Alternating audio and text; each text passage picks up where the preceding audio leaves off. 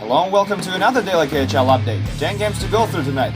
Don't you just love days like this? Let's get going. Welcome to Vladivostok, also known as Russian San Francisco. Gorgeous, isn't it? We're here not to sightseeing though. Let's go to Fetisov Arena where Admiral meets Dynamo Riga. We pick it up from the second. Sergei Lusnukin cuts from the left, went fast in front, and Victor Drugov opens up the scoring. 1-0 Admiral. That's Drugov's fourth of the season. He scored 2 in his last game against Red Army. Third period now, Felix Schutz carries the puck, drops it for Nicholas Bergfors, and he scores! 2-0 Admiral now. Great play all around. Bergfors confused Michael Tuckers with a little move right there showing pass. He went for a shot instead and scored his fourth of the year. Icing on the cake is Admiral Lisin's empty netter with just a second left on the clock. 3-0 Admiral final. Admiral gets their second win on home ice and their first shutout win ever. They now have 4 wins in 9 games and have 11 points. Artem Krukov meets Nikolai Prohorkin. Both have been hot lately. This is Khabarovsk, and it's Amur versus Red Army.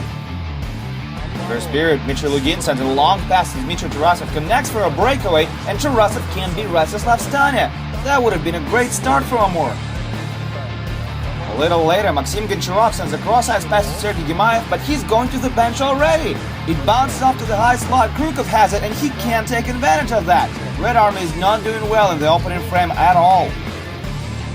They get scored on. Vladimir Loginov feeds Dylan Reese for a shot, and that's a power play marker. 1-0 Amur. Reese is former New York Islander. This is his second of the season. Red Army gets it back in a hurry. Just 30 seconds later, Grigorenko and Prohorkin do a quick little give and go, and Prohorkin nets it 1-1. Prohorkin scores his 6th of the year. This is a breakthrough season for him already. He's a King's prospect.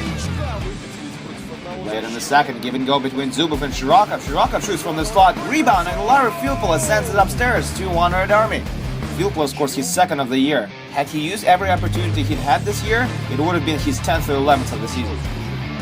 Third period now, Brandon Reeds breaks into the zone, pass to Alex Saprigin. He leaves it for Denis Denisov, and he scores!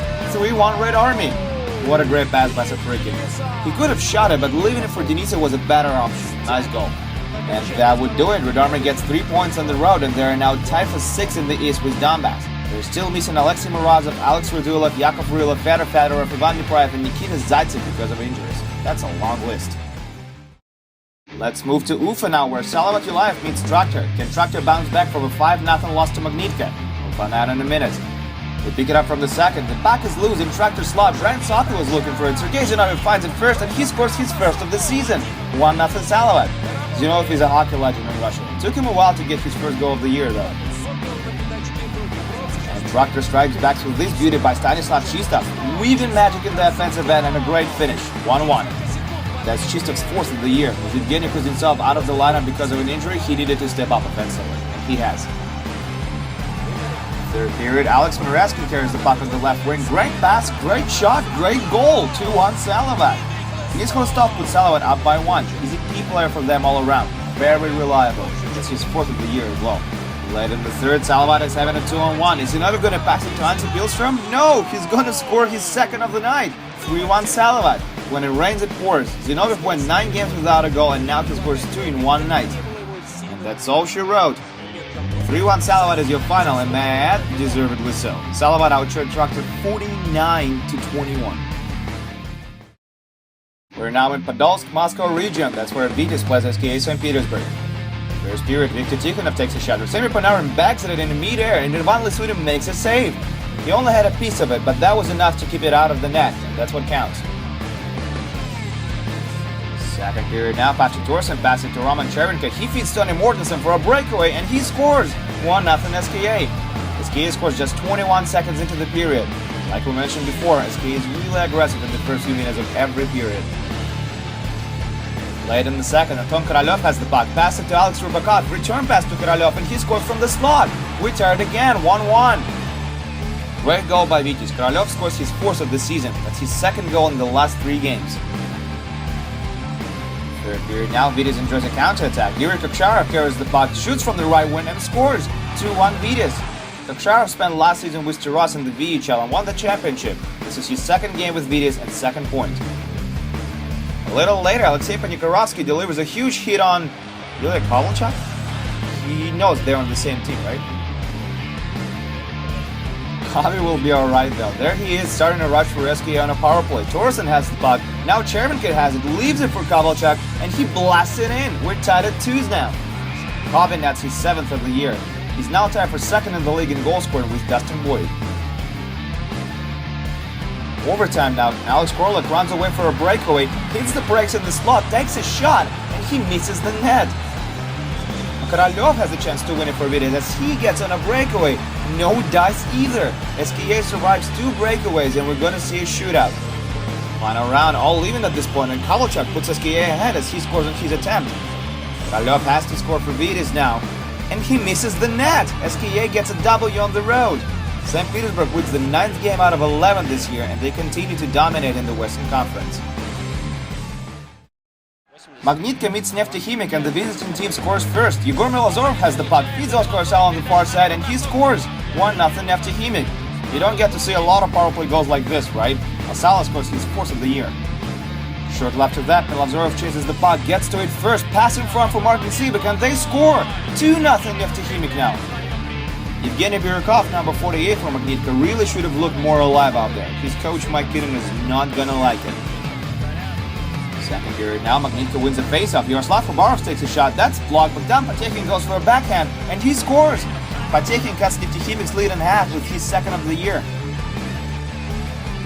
And they will get a chance to tie it up here as Anton Shelfield is hooked in the slot. It's gonna be a penalty shot. Shelfield skates in, hard wrist shot, but straight into Alex Sudnitsyn, no goal. Late in the second period now, Denis Zaripov steals the puck, carries the puck on the right wing, wrist shot, and it goes in. We're all even again, 2-2. Early in the third now, Magnitka on a power play. Renata Brogimov shoots on net. Sibek tips it, Zaripov has it, feeds Jan Kovarch, and they score again. 3-2 Magnitka now. It's not going to count as a power play goal, but it may as well be one. Kovarch scores his 6th of the year. 2 minutes later, Magnitka is down a man, but Chris Lee grabs the puck, storms through the neutral zone. He's on a breakaway. He scores. Chris Lee scores a shorty. 4-2 Magnitka. What a rush by Chris Lee. He took off like a jackrabbit and nobody could catch up to him. Remarkable. Neftekhimik gets one back late in the period as Maxim Berezin scores his 1st of the year, but they couldn't force OT in the next 25 seconds, and that means they don't get any points in this game. Magnitka overcomes a 2-goal deficit and wins it in regulation to get 3 points on home ice. They are undefeated at home so far this season. We move to Kazan now, where Akbar beats Lokomotiv, which means we get to see Sean Hashke go up against Anton But. First period, Alex Burmisa winds up, shoots, rebound. Alex Burmisa is first of the puck and he can't bury it. Third period now, Kirill Petrov has the puck, skates past Staffan Kronwall, feeds Yanni Passanen in the slot, and they score! 1-0 Akbars. Passanen scores his 6th of the season. He's a great player for your fantasy team if you're into that. Just 28 seconds later, Alex Burmisa puts on a nice move, feeds Tim Stapleton in the slot, and he makes it 2-0 Akbars. Great play by 2 former Winnipeg Jets. Staple went cheddar, and he scored on the far top corner as well. Wow. Last minute of regulation, shot on net, rebound. Alexei Tereshchenko tips it from the left side. Kluchenkov has a piece of it. The puck keeps sliding through the crease, and Kronwall clears it just in time. That could have easily been 3-0 Akbars. Yanni Passanen was right there to tuck it in. 2-0 Akbars is your final though, and Konstantin Barulin earns his 2nd shutout in a row, stopping 25 shots, just like he did last time. I should have picked him for my fantasy team. What was I thinking? Severstal got their 4th win of the season thanks to a pair of goals by Linus Vidal. The Swede opened up the scoring late in the first and knifed it with his 2nd of the night with just over a minute left in regulation. Nikolai Bushuev assisted him on both goals. Teams were even at the shot clock at 22. Michel Mikovic scored 2 goals to give Slovan their 3rd win of the year. This time they took down Melorg Novokuznetsk on the road. Rocky Yegor Martinov scored a lone goal for the home team. He now has 3 this year. Kuznets was their 7th game in a row after winning 2 first games of the season. Beer scored 4 unanswered goals in the opening tilt and Atte Engren and almost blew it. Left swapped Engren for Jan Lucas and scored 3 goals in the second period. Dmitry Mornin scored a goal for Sibir midway through the final frame, and that gave Sibir a nice 2-goal cushion to never let go of. 5-3 final.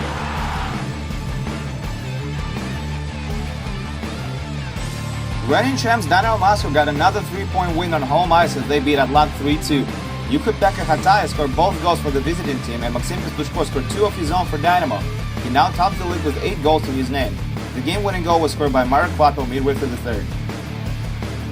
And this is it for your daily KHL update. We're going to close off September with 4 more games this Monday. Don't miss it. My name is Andreas Sachenko. See you tomorrow.